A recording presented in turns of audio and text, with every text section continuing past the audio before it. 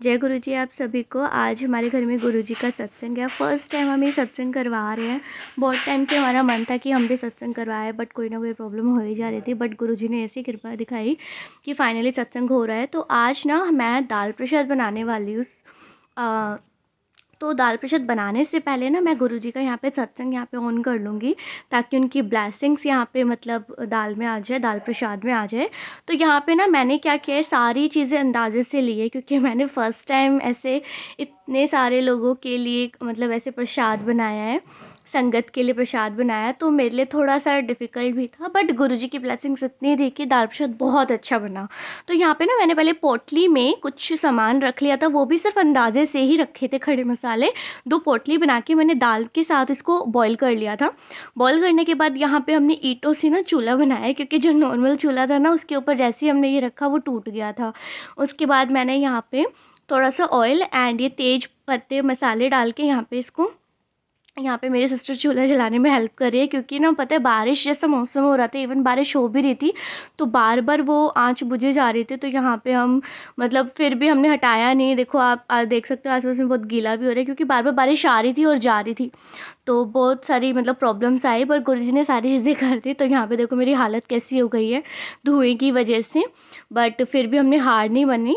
तो यहाँ पे जो दाल का मैंने रेशो लिया है ना, वो मैंने रेशो में ये 4 किलो दाल मखनी वाली दाल ली है, आधा किलो मैंने चने की दाल ली है, और 750 ग्राम मैंने यहाँ पे राजमा लिया है, चित्रा राजमा।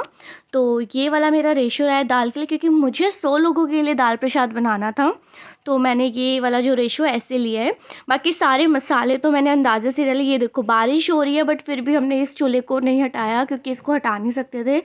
बट इतनी कृपा है गुरुजी की कि बारिश होते होते ना हम यही ब्लेस मतलब ऐसे बोल रहे थे कि प्लीज़ बारिश रुक जाए, और ये देखो धूप आ गई।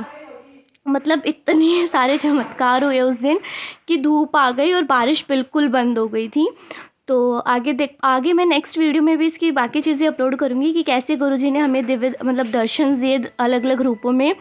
कहीं हमें ओम दिखाई दिया, मतलब अलग अलग रूप में गुरुजी यहाँ पे आए थे। और यहाँ पे मैं इसमें दूध डाल रही हूँ, जो कि यहाँ पे 1.5 किलो दूध है। क्योंकि दूध डालने के बाद मैंने यहाँ पे छोंक की तैयारी कर ली, जिसमें मैंने अंदाजे से ही यहाँ पे रिफाइंड ऑयल लिया और 1 कटोरी घी ले लिया था। उसके बाद मैंने यहाँ पे कुछ खड़े मसाले इसमें डाले। खड़े मसाले डालने के बाद मैंने इसमें लहसुन अदरक का पेस्ट डाल दिया। वो भी मतलब सारी चीज़ें मैं बोल रही हूँ आपको, मैंने पहले बताया अंदाजे से ही डाला है, क्योंकि कुछ भी यहाँ पे मेज़र नहीं किया था। और यहाँ पे मेरा ये मसाला भुन रहा था, और ये साइड में ही मैं कसूरी मेथी को भी कर रही थी, ताकि बाद में इस पे डाल सकूँ। तो यहाँ पे साइड बाय साइड ये काम भी चल रहा था। एंड देन मैंने यहाँ पे टमाटर की प्योरी डाल दी। टमाटर की प्योरी डालते के साथ ही मैंने यहाँ पे लाल मिर्च भी डाल दी थी, जो कि देगी मिर्च थी सिर्फ रंग के लिए। तो ये भी मैंने कटोरी में सिर्फ और सिर्फ अंदाजे से ही डाली, क्योंकि मुझे नहीं पता था कम या ज़्यादा कैसा होगा। सब गुरुजी ने करवाया, मेरे को कोई आइडिया नहीं था कि मैंने कितना कैसे क्या डाला क्या नहीं डाला। तो यहाँ पे मैंने लाल मिर्च, नमक भी, क्योंकि टेस्ट तो बीच में कर नहीं सकते थे, तो सारी चीज़ें ऐसे ही चली। ये देखो कितना प्यारा रंग आया है छोंक का।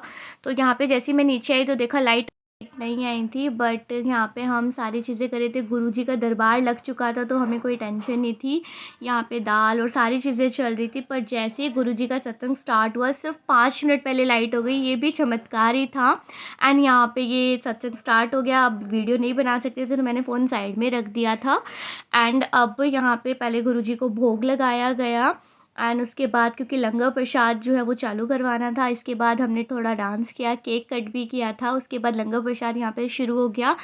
संगत इतनी प्यारी थी, मतलब किसी को जल्दी नहीं थी। सारे गुरुजी की मतलब धुन में बिल्कुल लीन हो चुके थे यहाँ पे सब। मैंने गुरुजी के सत्संग में एक चीज़ फील की कि लोग सामने से आके आपकी मतलब सेवा करने के लिए तैयार होते हैं। एंड यहाँ पे सारी चीज़ें करने के बाद हमने लंगर प्रसाद खाया फैमिली ने।